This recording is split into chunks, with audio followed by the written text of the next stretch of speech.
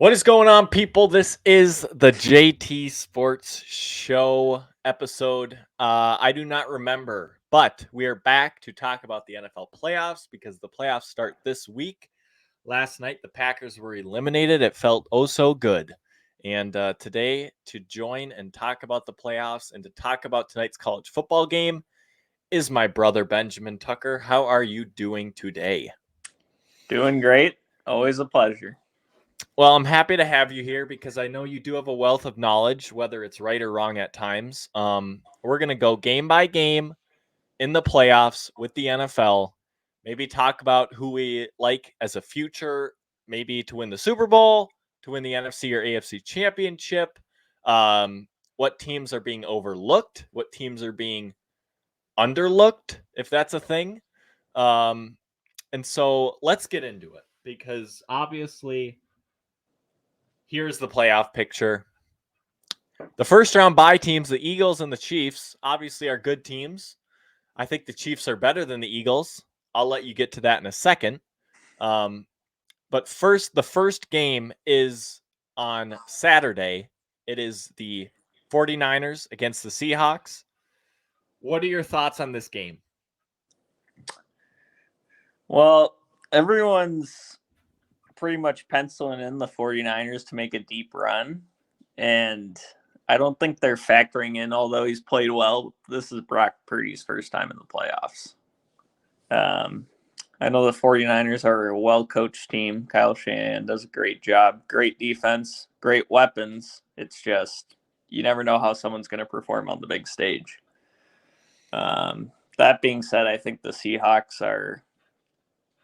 I think they've had kind of a magical season. I think most people thought they'd be kind of bottom of the league, and Geno Smith has played great, but he's kind of teetered off the last month or so.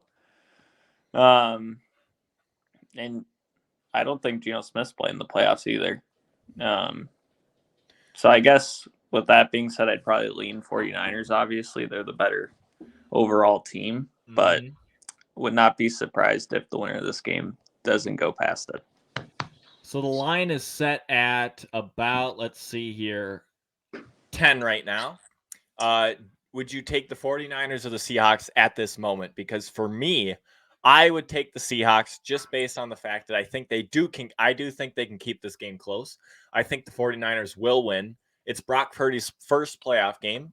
I think this will be his toughest playoff game in terms of his mentals. If he gets this win, then I think they might just go on a run. I really do. And I do think they're going to get this win. So I think the 49ers are going to be in the Super Bowl in the NFC. I really do. I think their defense is that good. But do you think that line is fair? And do you think what side would you take on it? I mean, I think the line's fair. I know the first time they played the 49ers blew them out. I don't know the score of the second game. I think 49ers handled them pretty easily that time as well. So, I mean, just based off that, I think the line is probably where it should be. But the division game in the playoffs probably gonna come down to the wire. So I think I'd probably take the Seahawks with the spread, but 49ers win outright. All right. Next game is what game is Saturday night? It's the Jaguars and the Chargers, I believe, in Jacksonville. The Jacksonville Jaguars are a somewhat of a Cinderella story, coming back from the dead last year with Urban Meyer. Doug Peterson comes in and rights the ship. Trevor Lawrence started the year off a little shaky, but he has sort of carried them. I didn't think he played very well against the Titans the other night. On the other side, the Chargers and Justin Herbert, they barely missed the playoffs last year. A lot of people put that blame on Brandon Staley. I think their defense has improved a lot. I think lately their defense has been playing well, and they've gotten healthy. Mike Williams is back, and Keenan Allen is back. Mike Williams got banged up. Derwin James got banged up because Brandon Staley was playing the starters in the fourth quarter of a meaningless game. Did they get hurt? They both left the game. Well, I think they left the game probably because due to injury. Mike Williams had to be helped off the field. All right. Well, that's not great news. I didn't know that. But either way, well, yeah, and that's a big talking point. A lot of people are wondering why Brandon Staley played them the whole game when the game was basically meaningless. I understand people playing them the first half, like the Vikings, but it just didn't make a lot of sense to me. What side would you take on this game right now? I believe. What's the spread? It's the Chargers -1. I think the quarterbacks are pretty similar. I wouldn't really put an edge one way or the other. Before the season, you'd say Herbert's a lot better, but I think Trevor Lawrence has been playing great. Watch your hand getting over the mic, by the way. Oh, sorry. What's the spread? Chargers -1. Yeah, so I mean that just kind of shows it's going to be, at least the bookmakers think it's a pretty even game. Talent-wise, I think these teams are pretty even. Chargers might have a few more weapons, but if Mike Williams is banged up or out, that changes things. I think the defenses, I mean, there's more star power on the Chargers defense, but it's not like they're world beaters. So then I think it comes down to coaching, and Doug Peterson's won a Super Bowl. Brandon Staley has not proven himself at all. I think the Jaguars are playing with a lot more confidence right now. So I think I'm going to go with the Jags I don't know if it's an upset really, but considering their home field advantage, but I like the Jaguars to win this game. Brandon Staley said Mike Williams' MRI showed no fracture, and he expects him to return to practice this week. So I expect Mike Williams to play. Keenan Allen being back, he had 2 touchdowns, I think, yesterday. I think their offense is flowing with Austin Eckler, but I would take the Jaguars as well. I do. I think the home field advantage will make a difference. The Chargers haven't basically played a home field advantage game all year. I mean, their fans aren't a thing. So they're used to it. But I think the Jacksonville fans and Trevor Lawrence and Doug Peterson, they'll get 1 win in the playoffs. They're not going to win 2, but they think they'll get 1 win. Next game on Sunday afternoon is the Dolphins and the Bills. This game a few weeks ago probably looked pretty good, but now Tua is probably not going to play. Teddy Bridgewater is probably not going to play. I don't know who the hell's going to play as their quarterback, and the line is nearly 13. So this looks like a Bills blowout to me. I really do think so. That 13's a lot. I don't know if they'd cover or not. I don't really care about that, but just I think the Bills win handily. Yeah, I mean, the Dolphins, you wish Tua was healthy, but it doesn't look like he's going to go. Probably done for the rest of the year, even if they win. I like the Bills in this one. Long term, the Bills, even last week, they got a few kickoff return touchdowns, but the offense just hasn't looked the same as it did beginning of the year before Josh Allen injured his elbow. So long term, I don't love the Bills making a deep run, but I do like them to pull out the win this week, and I could see them covering the spread. Yeah, I'll get into my thoughts on the Bills' future in a little bit. Well, let's move on to the next game. It's the Vikings and the Giants here in Minnesota.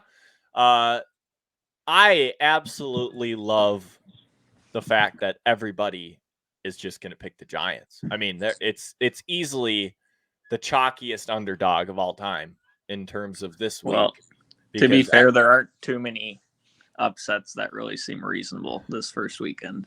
I know, but just like, it's usually a good thing when every single person is picking that underdog. And so the Vikings, I think, will win this game. I think they'll lose next week to the 49ers or the week after. But what are your thoughts on this game? This team, I mean, you love them, you hate them. They infuriate you. They make you the happiest person in the world. It's going to come down to the wire. It's going to come down to the final drive, final throw, or kick. The Vikings have a lot more talent than the Giants, but Brian Daboll's done a great job. He's a great coach. We saw just a couple weeks ago when they played, came right down to the final play. but I think the Vikings home field advantage, magical season. I think they'll pull out this week. Was the spread 3 points? Yes. Yeah, I could see them winning by 3. But I don't see either team running away with it. As much as I would like to see, maybe the Vikings change some people's minds if they were able to pull away in this game and win by a couple scores. What do you think?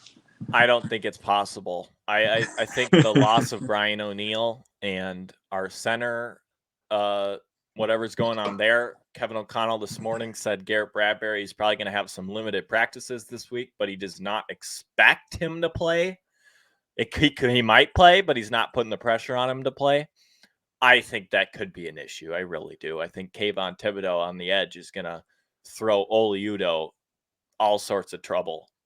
So, I mean, I think the Vikings win, but there's no way they win by multiple scores. I don't see a scenario where that happens. And I do think they would lose the following week. So I do not have high expectations for this Vikings squad. I'm just enjoying the ride. It has been an entertaining season, but I'm not like in 2017 where I thought they could really do damage with that defense. This team is different. I think they have talent offensively, but their defense is just so bad. And I think the defense has improved actually the last couple of weeks, although Bears last week doesn't really count going against Peterman. Even that Packer game, even though they gave up 40 whatever points, the defense didn't even play bad. The offense was atrocious. So one game. What was the game before that one? The Giants. Yeah, the defense played pretty bad in that one. The last 2 weeks. I don't have any expectations for this defense. They're going to allow 300 passing yards. That's just how it goes. Unless they're losing, then they'll probably just run it on us. But we have to have the lead. There's no way I don't see us coming back because Saquon running the ball is going to be tough to stop for our defense. Let's move on to the next one. It is the Sunday night football game, the Bengals and the Ravens. This game, to me, if Lamar Jackson plays, I see an upset. I really do. I'd have to disagree with you there. I think the Bengals, since probably the halfway point of the season, are the best team in the NFL. I mean, they seem to be clicking on all cylinders, and the defense is better than last year's. Joe Burrow with all those weapons, Mixon. I mean, their problem probably is the running game, which hasn't really done much this year, but Mixon's been great catching the ball out of the backfield. And the Bengals don't really have problems putting up points, and Joe Burrow's about as clutch as they get. So the Ravens, I mean, Lamar hasn't even practiced in months. So I know if he doesn't play, it's a guaranteed Bengals win. But let me don't get my words twisted here. I do think if the Bengals win this game, they're going to make a run for the Super Bowl. I just think this matchup is very intriguing to me if Lamar Jackson does play. Yeah, because it makes it more exciting. John Harbaugh is a good coach. They seem to win big games, and it could come down to the foot of either Evan McPherson or Justin Tucker, and you know where my money's going. Let's go to the final game, the Cowboys and the Buccaneers, Monday Night Football. This is another game that some people are predicting an upset because the Cowboys are -3 on the road. What are your thoughts on this game? I mean, I just don't bet against Tom Brady in the playoffs, and we just saw what the Cowboys did last week. They still had a shot at the number 1 seed, and against Sam Howell and the Commanders, I mean, they looked atrocious. But then you think back to the game when they played the Vikings, and they looked like they couldn't be stopped. Best team in the NFL. Just very inconsistent. But I mean, if I'm going to take Tom Brady over Dak Prescott every day of the week with the money on the line.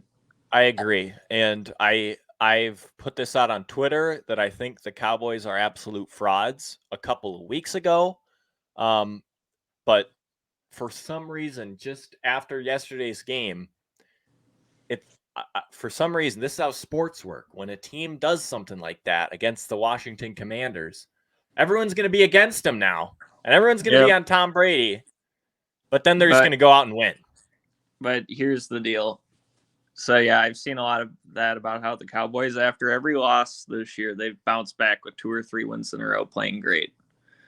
But the thing I'll say, and the Buccaneers have looked pretty terrible most of the year, but that game against the Panthers 2 weeks ago was a must-win game, basically a playoff game, and Tom Brady had his best game of the year by far. So when I do think the Bucs are playing better now. That game against the Panthers, the way TB12 was chucking it around, was the first time this year where I felt like he looked like last year's Tom Brady. Yep. And I don't know if he can continue that and yesterday he didn't play much. He played like a quarter and a half or something. First drive came out touchdown.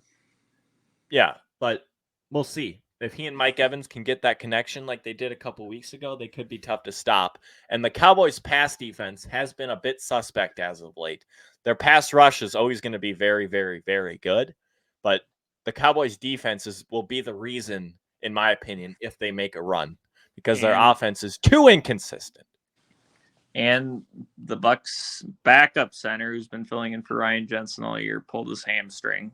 But Ryan Jensen has been practicing limitedly this week. So if he plays, that's big because, Brady needs protection. And the other thing is Tom Brady's never lost to the Cowboys in his career. So that's another little nugget to think about. All right. Well, yeah. So overall, going through these games, there's 2 games that I think everybody's on the underdog that I think could haunt. That's the Giants. People are on the Giants, and people are on the Bucs, and I think those could be scary. Well, all right. They should be 2 good games. I'll go first. I'll let you think about it. The overrated team in this playoffs and the underrated team. For me, the overrated team is the Buffalo Bills, and I'll tell you why. Their defense has been extremely suspect, not only as of late, but for a while. Yesterday, they let the Patriots go up and down the field all they wanted. Their running defense has not been good. I don't have any stats for you, but if I just go through their game logs here, let's see.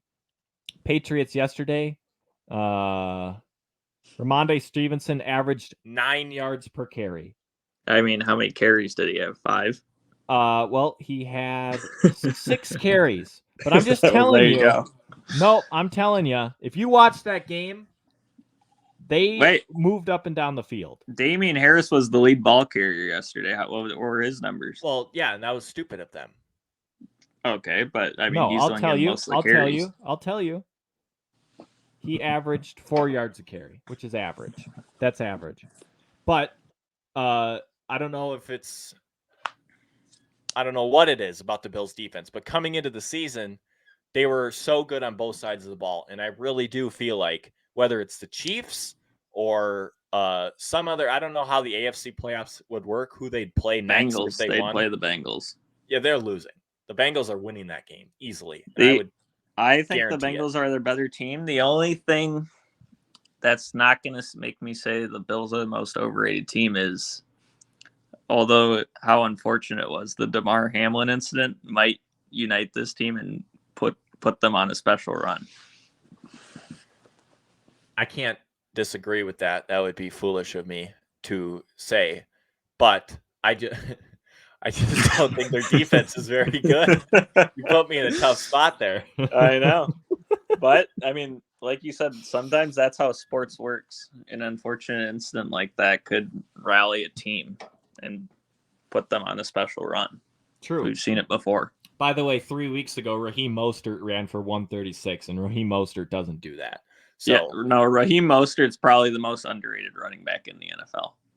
Okay, well, you want to look at Raheem Mostert's stats? Let's really do a deep dive here. Yesterday, he had 11 for 71. The week before, 9 for 29, 8 for 45, 17, 136. That was the Bills game. The game before that, 11 for 37, 7 for 30. All right. I mean, it seems to me like they just need to get him more touches. That's what I'm saying. Sure, but how come they did against the Bills defense? Maybe because there's a weakness there. I'm just telling you. It I'm just was telling a you. snowy night, so ground games usually open up in the cold weather. Your overrated team. Could you throw the bracket back? I mean, like I said earlier, I think I'm going to go with the 49ers. Not that I think they're like super overrated. I think it's just that they got Mr. Relevant rookie as their quarterback. I don't think you're going to win a Super Bowl with that. And a lot of people just have them winning the NFC, so that's why they're my pick as the most overrated team.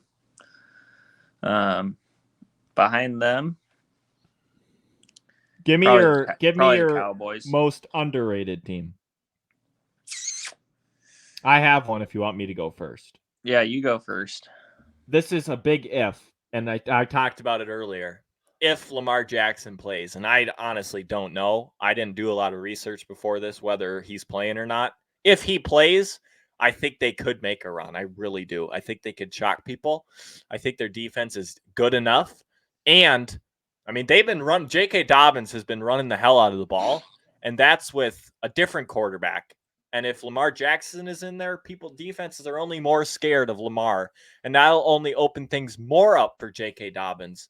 I think, and I really have a weird feeling about this Ravens-Bengals game if Lamar Jackson plays. Everybody's on the Bengals. I think they could be a dark horse if they weren't playing the Bengals. I just think the Bengals are probably one of the top 2 teams in the NFL right now. And Lamar Jackson hasn't had great success in the playoffs. He struggles to throw the ball in the playoffs. Well, teams take away the run, and then he doesn't have anything. In theory, he doesn't have to throw the ball out that often in the game script that I'm projecting in this Bengals-Ravens game, but I don't even know if he's playing, so this could be irrelevant. Who's your underrated team?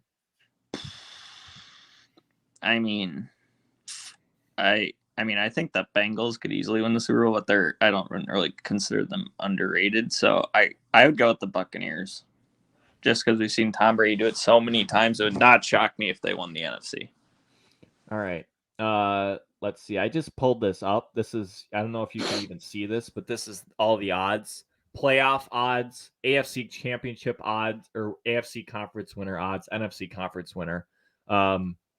Just based on the odds, if you were to give somebody a play, what would be, I'll go first. You can think about it. That would make some sense. And I think that's underrated. I think, I do agree with you. NFC conference winner. While I did say that I think the Cowboys will probably win this game just because everyone's on the Bucks, I think 11 plus 1100 to win the conference for the Bucks is a lot. That is a lot. And I think if they get hot, Tom Brady is Tom Brady. We're the AFC side. I think I said the Jaguars would probably lose the second game. I think 1,800 is a ton if they have some magical run. And like I said, the Ravens. Do you have anything on this side? Yeah, just looking at those odds, it's just all about value. I think in the NFC, I mean, I've already said I think the 49ers are overrated. So I kind of think it comes down to the Eagles and then the winner of the Cowboys-Bucks game. But I think the Bucks are going to win that game. So then it comes down to plus 160 or plus 1,100. I'm going to take the plus 1,100 with the Buccaneers and the greatest quarterback of all time. AFC, I mean, it's really, I think the winner of the Bills-Bengals game goes to the Super Bowl. And that game's going to be in Buffalo. But I think Joe Burrow's playing. I mean, Mahomes is going to probably win MVP, but I would take Joe Burrow over Patrick Mahomes in the playoffs right now. So that's interesting. I mean, he's 3-0 against them. I think the clear favorite to win the championship right now is the Kansas City Chiefs, and I think as long as they don't have to play the Bengals. Well, and I have the Bengals losing game 1, so. Oh, there you go. We didn't mention the Eagles at all. I think they're a good team. I can see them making the Super Bowl. I think they're a lock for the NFC Championship game. Actually, scratch that. No, because if the Buccaneers, Vikings, and 49ers win, then they're playing the Buccaneers, so that's not a lock. I like the Eagles a lot. I just think they have a terrible coach. I think Nick Sirianni's just he throws it when he should be running it. He runs it when he should be throwing it. He has no clue what he's doing. Their defense is great, although it has kind of They've gotten some tapered injuries. off since the beginning of the year, but they are getting healthy. So, I wouldn't be surprised if they went to the Super Bowl and won it. But as a Vikings fan, it's always tough to cheer for the Eagles. I agree. Anything with the NFL? We talked about basically every playoff team. We are going to talk about tonight's college football playoff game, but any last words on the NFL? Who do you think's going to win MVP? The NFL MVP? Yep. Probably Mahomes. Yeah, but I think Jalen Hurts should win MVP. I mean, he goes out for 2 games. They lose both games. He has to come back in injured this last week to secure the number 1 seed. He lost 1 game all year. I'm not saying he doesn't deserve it. Like, I thought if Justin Jefferson had a better last 2 weeks, I thought he deserved it. I really did. But, I mean, it's not about necessarily what you do on the field. It's about, a lot of it is about, or should I say, it is about what you do on the field, less about, like, who people want. think it helps your case if you miss a game or 2 and the team looks completely different. I don't think, who votes for it? The media. Yeah. I don't know. Patrick Mahomes has a lot of fans. He really does. And he did play great this year. He had more yards and touchdowns this year than he did with Tyreek Hill last year. So that's impressive. I agree. I think Patrick Mahomes is going to win it. But I'll still take Joe Burrow over him. Lamar Jackson. He's not that good. I don't think, honestly, all year I thought the Ravens were frauds, but for some reason the last couple of days I was just thinking, if I think Ravens, you're looking for a Cinderella, and that's the one that caught your eye. It kind of was, just because I know that Lamar is talented, and if they somehow, the way they're running the ball without Lamar, it kind of is scary good. Let's talk about tonight's college football playoff game. It is TCU against Georgia in Los Angeles. There is no tailgating allowed at SoFi Stadium. That is bringing a lot of news to the fans. The line is absurdly large. I mean, I didn't see this line until I was cutting this picture out and putting it on here. But 13 and a half. It was 12. It was 12 and a half when I woke up this morning, so it's already moving even more in that direction. I mean, okay. I mean, I have a lot of thoughts on this game, to be honest. And you can obviously tell by the way I'm talking that I think TCU is better than 13.5-point underdogs. You saw what they did to Michigan.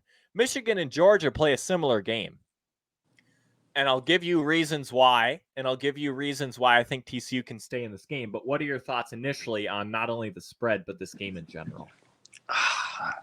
There's so many different directions this game could go, mostly leaning towards Georgia. But so first off, TCU loves to run the ball, and Georgia's got an unbelievable run defense. TCU's star running back's questionable for the game, got injured in the semifinals, but I don't really think that'll matter if they're not going to be able to run the ball anyway. We saw Marvin Harrison, a top wide receiver in college football, torch Georgia until he got injured in the second half, and Quentin Johnson is another top receiver that TCU has. So I look for him to have a big game. CJ Stroud's obviously, he gave Georgia a lot of problems last week, not only with his arm, but his legs as well. Max Duggan's probably a better runner and not quite as good of a thrower. But I think it's going to come down to Max Duggan's arm tonight. But then on the flip side, they gave up almost 50 points to Michigan, whose offense I'd say is significantly worse than Georgia's. Stetson Bennett is a lot better quarterback. Then what's the Michigan's quarterback? What's his name? JJ McCarthy. Yeah, Stetson Bennett's a lot better and a lot more clutch. And he also has a lot better weapons. I've seen people a lot of people saying this could be a lower scoring game than the semifinals, but I think if TCU wants any chance, it's going to have to be a shootout. Yeah, and you said it comes down to Max Duggan's arm. I agree. I think there's two things. It's going to come down to the TCU being able to stop the run, because I know that Georgia's going to be able to throw the ball. I just can already picture it. But if they can stop the run and make Georgia one-dimensional, that will help their case a lot. The other thing is Georgia's defense, passing defense. I don't see how TCU runs the ball. They're not going to be able to run the ball. So I agree. It's going to come down to Max Duggan's arm. But the reason I think they can keep it close is because Georgia's pass defense has not been nothing short of okay the last two games they've played. Not only did they let up 500 passing yards to LSU 3 weeks ago, they let up 348 this past week to CJ Stroud. People aren't talking enough about this. I mean, Georgia's defense gets all the credit in the world, yet they're just sort of allowing. They're significantly worse than last year, but I mean, their defense last year was probably one of the greatest of all time. Right. And they're still good. I think TCU actually has a couple of good cornerbacks. I think at least the key, I think Brock Bowers is probably going to have a big game, but if TCU can hold him in check, they'll have a chance. TCU does not have a great rush defense, so they're going to have to shut down one or the other. It's going to be tough. That's why I think this game for TCU is going to have to be similar to last week in the fact that they're going to have some luck. They're going to have some timely turnovers. They're going to have to stop the run. They're going to have to. And they stopped the run against Michigan besides the first play of the game, which nobody thought they could do. So if they can do that, then they can probably do somewhat of the same this game against Georgia. And so that's why I think that 13.5 is a lot. I think they can. I think this will be a shootout. I do, because I think both teams are going to be able to move the ball through the air. Neither team, in my projections, are going to be able to run the ball all that well. But if Georgia wins by a blowout, that means that they ran the ball all over TCU. And if TCU keeps this close, I think that means they stopped the run and they threw the ball very efficiently.